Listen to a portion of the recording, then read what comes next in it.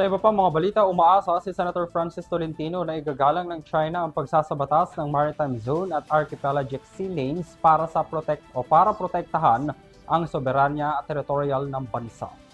Narito ang aking report.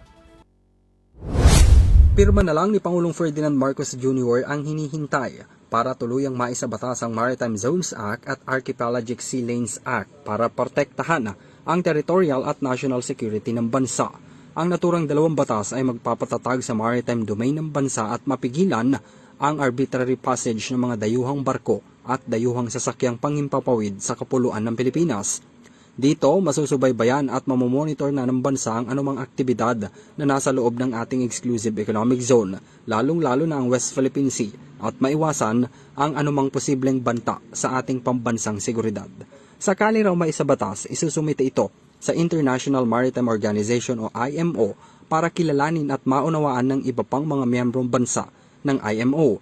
Bukod rito, ibinahagi rin ni Senator Francis Tolentino, ang author at sponsor ng naturang mga batas, ang kanyang suhestyon patungkol sa pagrerenta ng bansa ng mga barko imbes na bumili at magpagawa nagugugol ng mahabang panahon. Hindi rin daw ito maiiwasan na umalma ang China na una na itong umalma sa posibleng pagpapatupad ng dalawang batas. Hindi natin naman pinakikialaman yung ginagawa nilang batas na gumawa sila ng batas na manghuhuli sila sa West Philippine Sea. Wala tayong pakialam sa domestic legislation nila. Wala rin silang pakialam sa domestic legislation natin. Binanggit rin ng senador na mahalagang kilalanin ang West Philippine Sea sa IMO na kilala rin bilang South China Sea base naman sa international law. Giit pa ng senador, mananagot ang sinumang bansa na hindi susunod sa naturang batas, partikular na ang Archipelagic Sea Lanes kung saan may designated lanes lamang sa karagatan na dapat daanan ng mga foreign vessels. Pag hindi ka in-accredit ng IMO, pag mananagot sila IMO, pag hindi sila na-accredit ng IMO, hindi ma-accredit yung kanilang mga seaman, hindi ma-accredit yung kanilang mga bulk carriers, yung ruta. So malaking epekto yun sa kanila.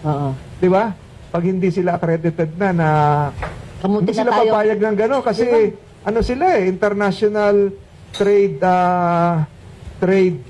country. Nilinaw naman nito na pasok sa Maritime Zones Act ang 2016 arbitral ruling habang ang Archipelagic Sea Lanes naman ay kinikilala ang kahalagahan ng WPS at ugnayan sa International Maritime Organizations. Umaasaan niya ito na kikilalanin ito ng China lalo't bahagi sila ng IMO. Para sa EuroTV News, ako si Henry V. Nicolas, sumasaludo sa bawat Pilipino.